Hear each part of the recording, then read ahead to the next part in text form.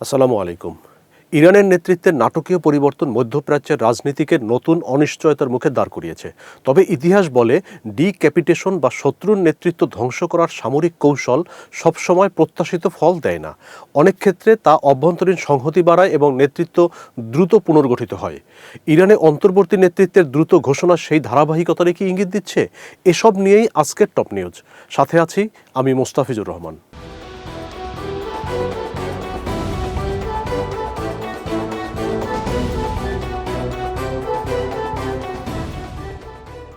যুক্তরাষ্ট্র ইসরায়েলের যৌথ অভিযানে আয়াতুল্লাহ আলী খামেনি নিহত হওয়ার খবর আন্তর্জাতিক অঙ্গনে গভীর প্রতিক্রিয়া সৃষ্টি করেছে।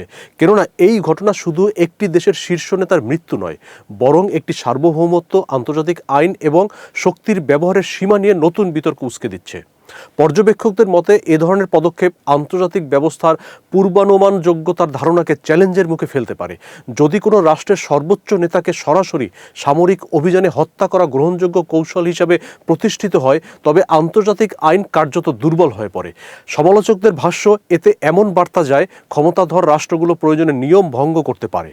এই প্রেক্ষাপটে দক্ষিণ ইরানের মিনাব শহরের একটি মেয়েদের প্রাথমিক বিদ্যালয়ে হামলার খবর পরিস্থিতিকে আরও স্পর্শকাতর করেছে।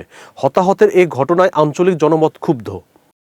বহু বিশ্লেষক বলছেন, মধ্যপ্রাচ্য ও গ্লোবাল সাউথের মানুষের কাছে প্রশ্নটি কেবল কূটনৈতিক ভাষা নয়, বরং মানবিক অবস্থান কতটা স্পষ্টভাবে নেওয়া হচ্ছে সেটিই এখন মুখ্য। তাদের মতে নীরবতা অনেক সময় নিরপেক্ষতার পরিবর্তে পক্ষপাতের ইঙ্গিত হিসেবে দেখা হচ্ছে।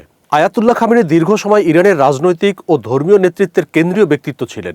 তার সমর্থকদের কাছে তিনি পশ্চিমা প্রভাবের বিরুদ্ধে প্রতিরোধের প্রতীক। ইরানের বাইরে বহু শিয়া সম্প্রদায়ের মধ্যেও তার প্রভাব অত্যন্ত গভীর। ফলে তার মৃত্যু প্রতীকী অভিঘাত তৈরি করতে পারে। এটি ইসরায়েল বিরোধী মনোভাব জোরদার করতে এবং পশ্চিমের সঙ্গে উত্তেজনা বাড়াতে পারে। তবে মূল প্রশ্ন এখন উত্তরাধিকার নিয়ে।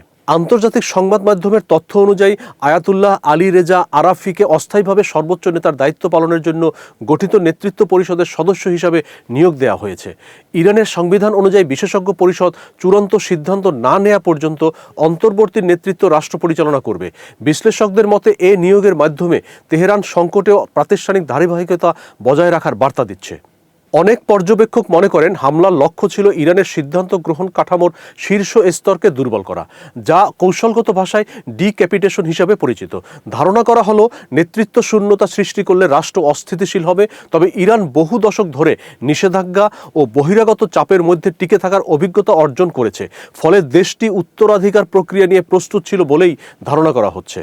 সম্ভাব্য উত্তরসূরিদের নিয়ে ইতিমধ্যে আলোচনা শুরু হয়েছে। মরহুম নেতার পুত্র মোজতবা খামেনির নাম ঘুরে ফিরে আসছে।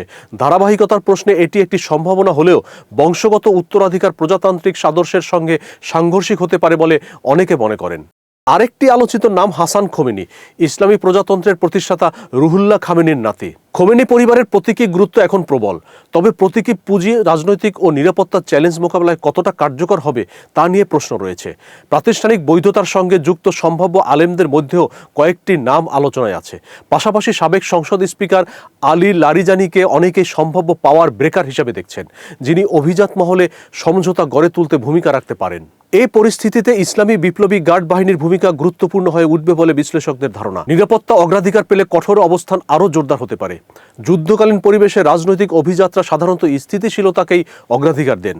তবে ইতিহাস দেখায় ডিক্যাপিটেশন কৌশল সবসময় প্রত্যাশিত ফল দেয় না। অনেক ক্ষেত্রে তা অভ্যন্তরীণ সংহতি বাড়ায় এবং নেতৃত্ব দ্রুত পুনর্গঠিত হয়। ইরানে অন্তর্বর্তী নেতৃত্বের দ্রুত ঘোষণা সেই ধারাবাহিকতার ইঙ্গিত হিসাবে দেখা হচ্ছে।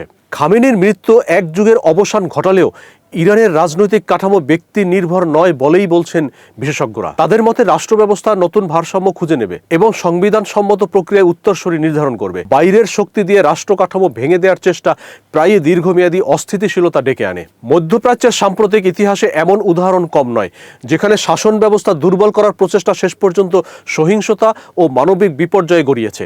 বর্তমান পরিস্থিতি কোন পথে এগোবে তা নির্ভর করবে তেহরানের আভ্যন্তরীণ সিদ্ধান্ত এবং আন্তর্জাতিক কূটনীতির পরবর্তী পদক্ষেপের উপর।